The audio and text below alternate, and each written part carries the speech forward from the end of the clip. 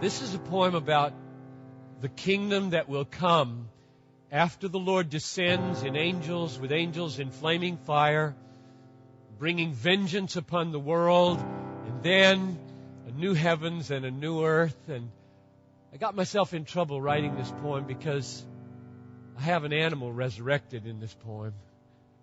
And somebody said, "So you believe animals are going to be raised from the dead, huh?" I said, "Well, probably not, but maybe." I mean, there are going to be lions lying down with lambs in the kingdom, and bears are going to eat straw like an ox, and children will play on the hole of a snake, and they got to come from somewhere, so maybe your pet. It's just speculation.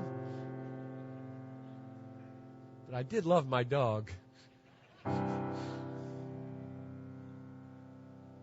As far as any eye could see, there was no green, but every tree was cinder black, and all the ground was gray with ash. The only sound was arid wind, like spirits' ghosts gasping for some living hosts in which to dwell, as in the days of evil men, before the blaze of unimaginable fire had made the earth a flaming pyre for God's omnipotent display of holy rage. The dreadful day of God had come. The moon had turned to blood. The sun, no longer burned above, but blazing with desire, had flowed into a lake of fire. Seas and oceans were no more, and in their place a desert floor fell deep to meet the brazen skies, and silence conquered distant cries. The Lord stood still above the air. His mighty arms were moist and bare. They hung as weary by His side until the human blood had dried upon the sword in His right hand. He stared across the blackened land that He had made and where He died. His lips were tight, and deep inside the mystery of sovereign will gave leave, and it began to spill in tears upon His bloody sword for one last time. And then the Lord wiped every tear away and turned to see His bride. Her heart had yearned 4,000 years for this.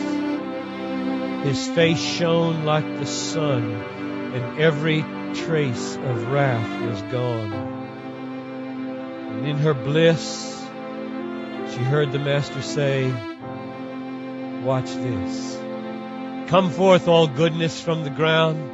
Come forth and let the earth redound with joy." And as He spoke, the throne of God came down to earth and shone like golden crystal, full of light, and banished once for all the night. And from the throne a stream began to flow and laugh, and as it ran it made a river and a lake, and everywhere it flowed a wake of grass broke on the banks and spread like resurrection from the dead. And in the twinkling of an eye the saints descended from the sky. And as I knelt beside the brook to drink eternal life, I took a glance across the golden grass and saw my dog, old Blackie, fast as she could come. She leaped the stream almost, and what a happy gleam was in her eye. I knelt to drink and knew that I was on the brink of endless joy, and everywhere I turned I saw wonder there.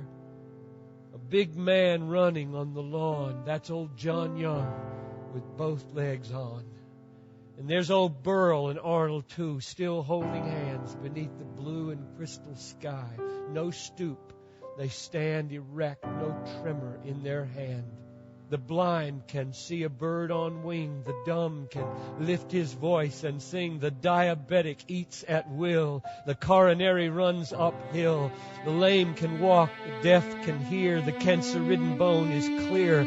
Arthritic joints are lithe and free, and every pain has ceased to be, and every sorrow deep within, and every lingering trace of sin is gone. And all that's left is joy and endless ages to employ the mind and heart to understand and love the sovereign Lord had planned that it should take eternity to lavish all this grace on me.